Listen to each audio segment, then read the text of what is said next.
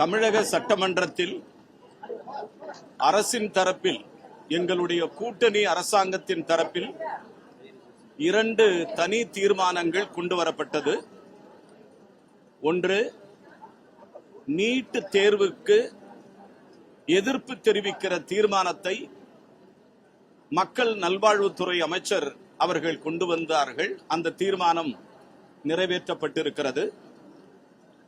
அதேபோன்று FCRA வெளிநாட்டிலிருந்து வருகிற நிதி உதவிகளை ஒழுங்குமுறைப்படுத்துகிற மத்திய அரசினுடைய சட்டத்தை எதிர்த்து தமிழக அரசு ஒரு தனி தீர்மானம் கொண்டு வந்திருக்கிறது. அதை பள்ளிக்கல்வித்துறை அமைச்சர் அவர்கள் கொண்டு வந்திருக்கிறார்கள். அந்த தீர்மானத்தை காங்கிரஸ் பேரியக்கம் வரவேற்கிறது. மத்திய அரசால் கொண்டு வரப்பட்டிருக்கிற நீட் தேர்வை காங்கிரஸ் பேரியக்கம் தமிழ்நாட்டில் தனித்து எதிர்க்கிறது என்கிற ஒரு முக்கியமான அறிவிப்பை மீண்டும் உங்களுக்கு நான் தெரிவித்துக் கொள்கிறேன். அதே போன்று அமைச்சர் கொண்டு வந்திருக்கிற FCRA என்கிற தமிழக அரசு கொண்டு வந்திருக்கிற தனி தீர்மானத்தில் மத்திய அரசு கொண்டு வந்திருக்கிற சட்டங்களை தமிழக காங்கிரஸ் கட்சியின் சார்பாகவும் தமிழக சட்டமன்ற உறுப்பினர்களின் சார்பாகவும் கடுமையாக நாங்கள் எதிர்க்கிறோம்.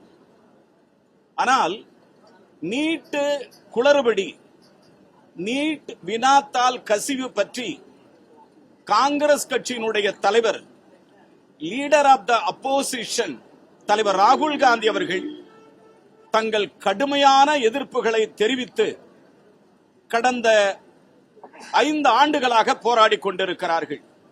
தலைவர் ராகுல் காந்தி அவர்கள் நாடாளுமன்றத்திற்கு உள்ளேயும் போராடுகிறார், நாடாளுமன்றத்திற்கு வெளியேயும் போராடி கொண்டிருக்கிறார்.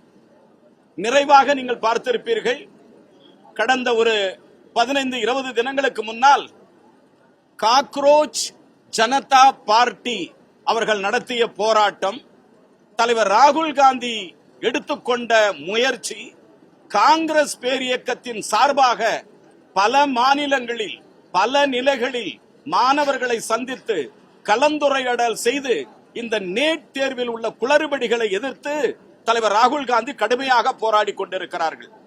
அதைத்தான் இன்று சட்டமன்றத்தில் நீட் தேர்வு எதிர்ப்பு, நீட் தேர்வினுடைய வினாத்தாள் கசிவு என்பதை பற்றி நான் காங்கிரஸ் கட்சியின் சார்பாக சட்டமன்றத்தில் இன்று அந்த தனிநபர் தீர்மானத்தை பற்றி பேசிக் கொண்டிருந்தேன். பெருந்தலைவர் காமராஜரை பற்றி காங்கிரஸ் கட்சியை சார்ந்த நாங்கள் இன்று பேசிக் கொண்டிருந்தோம். பெருந்தலைவர் காமராஜர் என்பவர் தியாகசீலர். பெருந்தலைவர் காமராஜர் கிங் மேக்கர். பெருந்தலைவர் காமராஜர் படிக்காத மேதை என்று சொல்லுவார்கள்.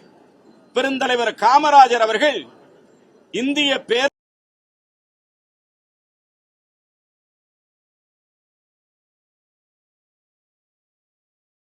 பற்றி ஒரு கருத்துக்களை சட்டமன்றத்தில் விவாதத்தில் நாங்கள் எடுத்துக் கொண்டிருக்கிற பொழுது திராவிட முன்னேற்ற கழகத்தை சார்ந்த சட்டமன்ற உறுப்பினர்கள் கேலி செய்வது, கிண்டல் செய்வது, கடுமையான விமர்சனங்களை செய்வது, கடுமையான எதிர்ப்புகளை தெரிவிப்பது என்பது ஏற்புடையதல்ல. 1967க்கு முன்னாலே பெருந்தலைவர் காமராஜரை பற்றி கார்ட்டூன் போட்டார்கள். 1967க்கு முன்னால் பெருந்தலைவரை பற்றி கேலி சித்திரங்கள் வரைந்தார்கள். 1967க்கு முன்னால் பெருந்தலைவர் காமராஜரை பற்றி அவமானப்படுத்தினார்கள். கடைசி காலத்தில் பெருந்தலைவர் காமராஜர் சுவிஸ் பேங்கில் வங்கியில் அக்கவுண்ட் வைத்துக் கொண்டிருக்கிறார். அவர் சேர்த்து வைத்த பணமெல்லாம் சுவிஸ் வங்கியில் இருக்கிறது என்று திராவிட முன்னேற்ற கழகம் கேடுகட்ட விமர்சனங்களை வைத்தது. நான் அதைத்தான் இப்பொழுதும் பார்க்கிறேன். நான் ஒரு தாழ்த்தப்பட்ட சமூகத்தின் அமைச்சராக தேர்ந்தெடுக்கப்பட்டவர். கூட்டணி மந்திரி சபை 60 ஆண்டு காலம் கழித்து இருக்கிறது. அந்த மந்திரி சபையில் இடம்பெற்றிருக்கிற